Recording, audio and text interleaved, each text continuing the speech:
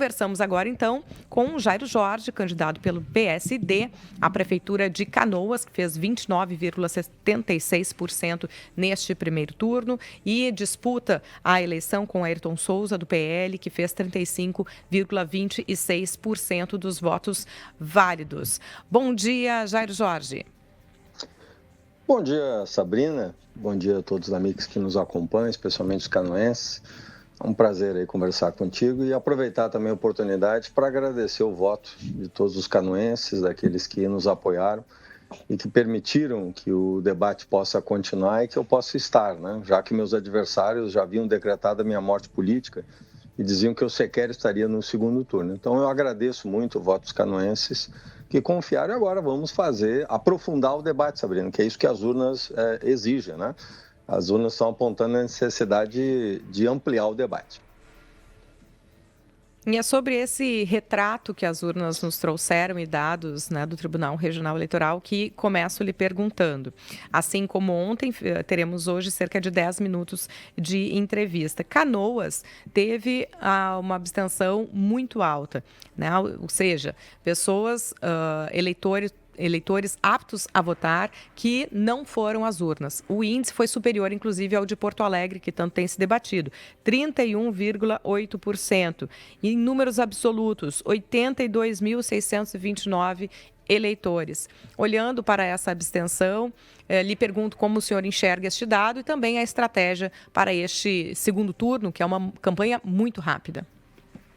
Sabrina, além dos 31,8% de abstenção, se nós somarmos aí os brancos e nulos, nós chegamos a quase 44%.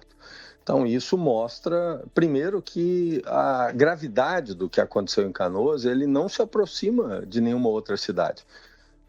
Nós, por exemplo, retiramos 400 mil toneladas de resíduos das ruas. Porto Alegre tirou 93 mil. Então, Porto Alegre, claro, foi atingida, outras cidades também, mas a cidade mais atingida, que é o epicentro da catástrofe, foi Canoas. Então, isso afetou a vida das pessoas. Por exemplo, nós temos aí mais de 40 mil eleitores que tiveram que ser deslocados, porque escolas, algumas já em condição, e até poderia ter sido realizado, mas naquele momento que o Tribunal Regional Eleitoral decidiu, estavam com problemas. E isso afetou, muitas pessoas foram deslocadas também do seu ponto de votação. Muitas pessoas não retornaram. Então, há, obviamente, esse impacto, né, o impacto da enchente, o impacto da tragédia, né, mas mostra, já que nenhum candidato obteve 50% mais um voto dos válidos, mostra que a sociedade quer debater mais, quer aprofundar propostas, projetos. No primeiro turno você vota com o coração, no segundo turno você vota com a razão. Você vai buscar entre os dois oponentes aquele que tem mais experiência, aquele que está mais preparado, aquele que tem uma biografia melhor, aquele que tem condições de liderar a cidade. Né? Então é isso que nós vamos aprofundar, mobilizar a cidade, porque o que está em jogo, Sabrina, não são 4 anos, são 4 décadas. Porque nós vamos estar também a cidade mais atingida com a reforma tributária, que sai da origem e vai para o destino.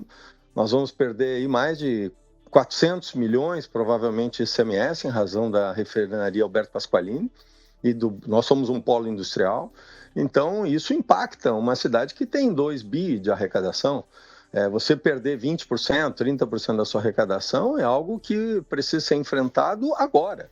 Então você precisa de experiência para atrair empresas, e não um neófito, né? Ou alguém que nunca administrou e quando administrou teve problemas. Então, essa experiência que eu quero oferecer ao cidadão, à cidadã de Canoas, para que a gente possa reconstruir a cidade. Eu acho que as urnas mostram isso. Mostram um desejo de ouvir mais, um desejo de aprofundar o debate e, obviamente, uma tristeza, um luto, uma insatisfação que é legítima, né? Já que as pessoas perderam tudo dentro da sua casa e nós temos que respeitar isso. Mas é hora de reconstruir a cidade, Sabrina, que é o que nós estamos fazendo. Não ficar em palavras, né? Mas em ações. Hoje, das 44 escolas que foram atingidas, 42 já estão funcionando.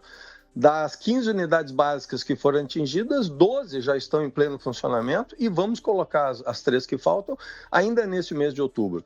As UPAs, 3 UPAs que foram atingidas, nós já voltamos com uma e nos próximos 10 dias voltaremos com as 2 que faltam. Então, veja, nós estamos retomando, o HPS já retomou as suas atividades, ainda de forma parcial, voltará agora em 17 de dezembro. Então, há uma recuperação da cidade, né? Estamos recuperando as nossas praças, os nossos parques. Diferente de outras cidades que ainda estão lento, Canoas é a primeira cidade em ritmo de reconstrução. Tanto é, Sabrina, para concluir, que nós já estamos em obras no cinturão de diques. Veja, nenhuma outra cidade começou com obras.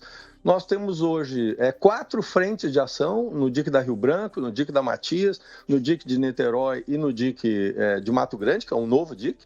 Essas obras já iniciaram lá no início de setembro e estão evoluindo. São obras, né, que exigem esforço, são obras de milhões de reais. Nós conseguimos 1 bilhão com o governo estadual e federal e nós estamos colocando em prática. Eu acho que é isso que as pessoas querem, menos discurso e mais ação. Prefeito e candidato Jairo Jorge, a minha pergunta vai no mesmo sentido que eu fiz ontem para o candidato Ayrton Souza. Ayrton Souza, ele foi condenado já em primeira instância e perguntei a ele se correria o risco de ser afastado caso eleito.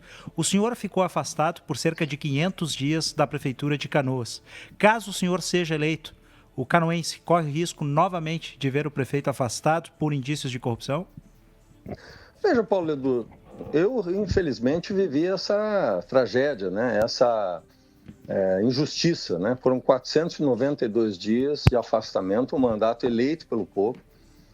O STJ, veja, diferente do meu oponente, que perdeu de 5-0, não aceitando o recurso que ele fez, portanto, ele está condenado na primeira instância.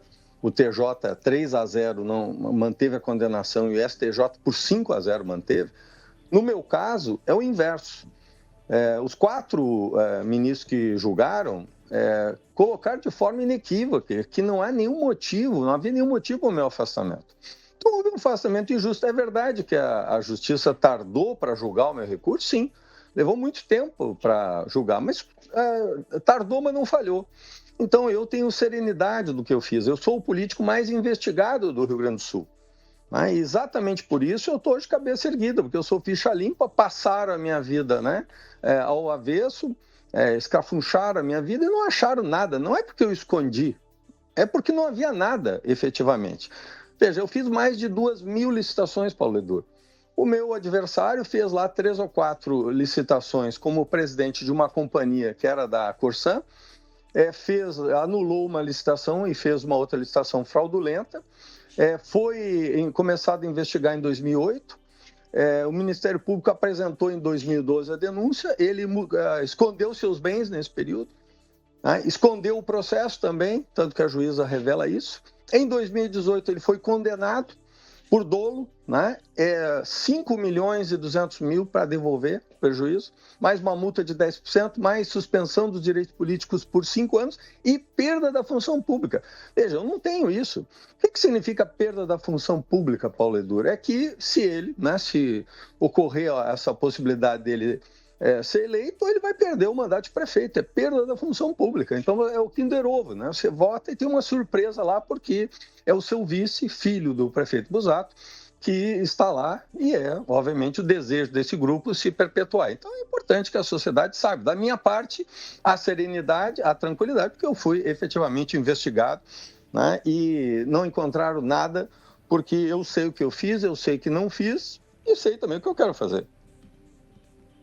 Mas tem processo em andamento ainda, né, prefeito? Sim, todo político, os meus adversários, eles fizeram uma estratégia de judicialização. Eles fizeram dezenas de processos. Mas veja, essas denúncias do Copa Livre que você mencionou, Paulo, sequer foram aceitas pela Justiça. Nós estamos falando em 3 anos e meio. Então, essas coisas, às vezes você bota lá, fez uma denúncia, 66 milhões, mas veja, os recursos ficaram na ordem de 15 milhões pagos para as instituições. Como é que você pode ter, pagando instituições para todo serviço, ter um prejuízo de 66 milhões? Isso é algo absurdo. Você teria um prejuízo 4 vezes mais do que o recurso que foi repassado. Lembrando que quando você repassa o recurso, tem pagamento de funcionários, médicos, serviços, né? Candidato Jair Jorge, já vamos encerrando o nosso tempo. Então, para fechar, né? Se o senhor se sente responsabilizado, culpado de alguma forma por este afastamento dos eleitores das urnas, já que temos 2 candidatos com processos, ou pelo menos que as pessoas acompanharam as notícias de um encerrado, outro em andamento, e o que será definitivo para trazer, que o senhor considera que vai chamar o eleitor para a urna nesse momento e contribuir com essa eleição? Sabrina, eu quero apresentar propostas na saúde. Veja, nós temos 11.543 cirurgias aguardando.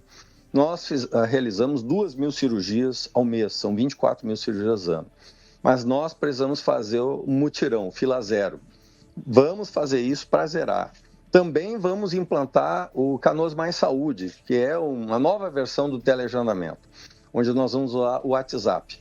Vamos também implantar telemedicina em todas as unidades de saúde para que a gente possa ter especialistas no bairro, próximo das pessoas, ou seja, apresentar propostas, seja na saúde, seja na educação, como é o caso também do Mais Educação, onde nós vamos apresentar propostas também, de volta do turno inverso, né? O projeto também Educação Inclusiva, com a utilização de monitores para apoiar, o CEIA, que é o Centro de Educação Inclusiva, também o Poupança do Futuro, que é para apoiar as crianças no seu processo de aprendizagem, Sim. O Mestre também canoense para apoiar os professores, ou seja, propostas concretas e efetivas na saúde, educação, segurança. É dessa forma que eu quero motivar os eleitores. Muito obrigada, candidato pelo PSD, Jairo Jorge, candidato à Prefeitura de Canoas. Um bom dia para o senhor. Obrigado, Sabrina. Obrigado, Paulo, pela oportunidade. Um bom dia a todos.